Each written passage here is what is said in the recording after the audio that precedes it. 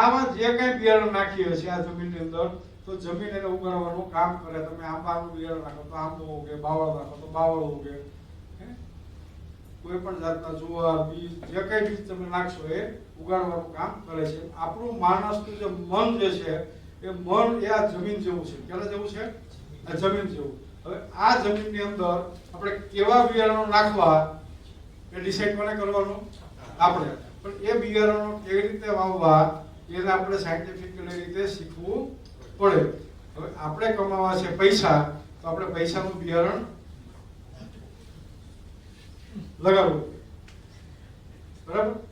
એટલે આપણે બધા શું કરીએ છીએ?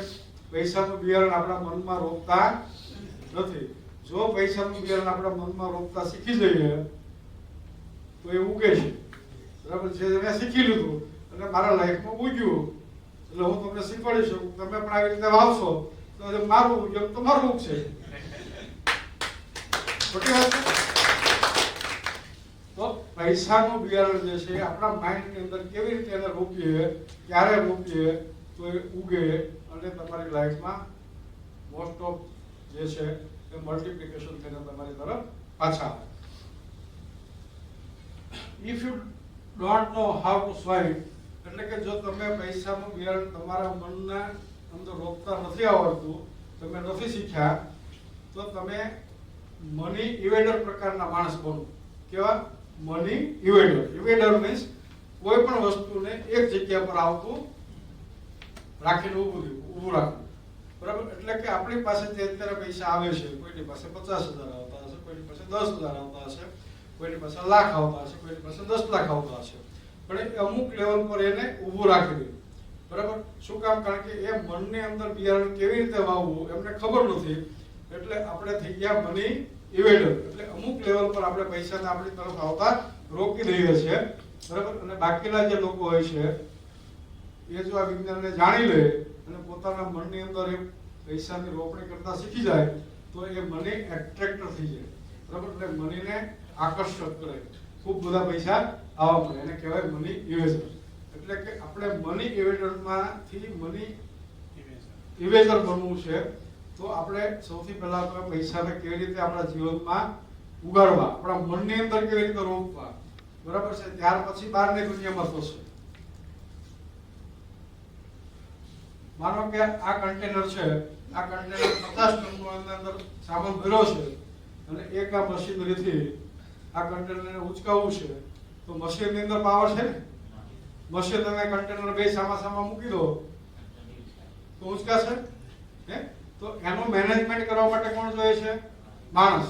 તો માણસનું મન જે છે એ ગમે એવા લોડિંગને ઉચકી શકે છે, બરાબર છે? એવી જ રીતે આપણી પાસે ગમે એટલા ઊંચા ગોળ હોય, એટલે કે તમારી વાર્ષિક આવકને તમે જો માસિક આવકમાં લાવવા ધારો તો તમે એ માલને 1 મહિનાની અંદર તમારી અંદર લાવી શકો છો. ક્યાંથી લાવશો, કેવી રીતે લાવશો એ અત્યારે તમારા માટે હિડન છે. કેવું છે? હિડન છે. મને ખબર નથી તમારી પાસે ક્યાંથી આવશે, પણ મને એટલી ખબર જરૂર છે કે જો તમે સાયન્સને વાપરો અને શીખી જાઓ તો તમારી પાસે આવ્યા વગર એને છૂટકો જ નથી, બરાબર? In short, 2 type of people in the world: money magnet અને money event. તો money magnet એટલે કોને કહેવાય? ટાઈપ જે લોકો ખૂબ બધા પૈસાની પથારીમાં આવડતા હોય. બધા જ લોકો જ્યારે આ દુનિયાની અંદર જન્મ લે ત્યારે ગર્ભશ્રીમાં છોકરાઓ ઓછા હોય, પણ બધાય મોટા ભાગના તો કેવા વર્ગમાંથી આવતા હોય? નીચેના વર્ગમાંથી આવતા હોય. તો આવા બિગ ટાઇકૂન છે તો કે એમેઝોન. આ એમેઝોન કંપની જે છે પોતાની એની કોઈ પ્રોડક્ટ નથી, ખબર છે ને આપણને? અને અત્યારે વર્લ્ડમાં નંબર 1 પર છે ને? હે? તો આ ભાઈ એવું શું કામ કર્યું કે જેણે પોતાએ કાચને પણ નથી બનાવી, હે? અને દુનિયાની અંદર સૌથી વધારે પૈસાને એટ્રેક્ટ કર્યા અને ધનાઢ્યોમાં નંબર 1 પર આવી ગયા, બરાબર? જેકમાં alibaba.com. હે? આમનું પણ કઈ એવું જ છે. એમને પણ પોતાની કોઈ પ્રોડક્ટ નથી અને ખૂબ બધા પૈસા કમાય છે. તો આ બધા કોણ છે? મની એટ્રેક્ટર છે, એટલે કે મની મેગ્નેટ છે, પૈસાની તરફ આકર્ષે. એપલ્સ, બરાબર? આ બધાની સ્ટોરી તમે વાંચો તો તમને ખ્યાલ આવે. ફેસબુક, એક નાના અમથા રૂમની અંદર કામ શરૂ કર્યું હોય અને એના વગર આપણને હવે સવાર કે સાંજ પડતી નથી. બહાર નીકળ્યા તો જોશો આપણે કેટલા ફેસબુકમાં મેસેજ આવ્યા, કેટલા નવા નવા વિડીયો અપલોડ થયા. ગૂગલ, બરાબર, માઇક્રોસોફ્ટ,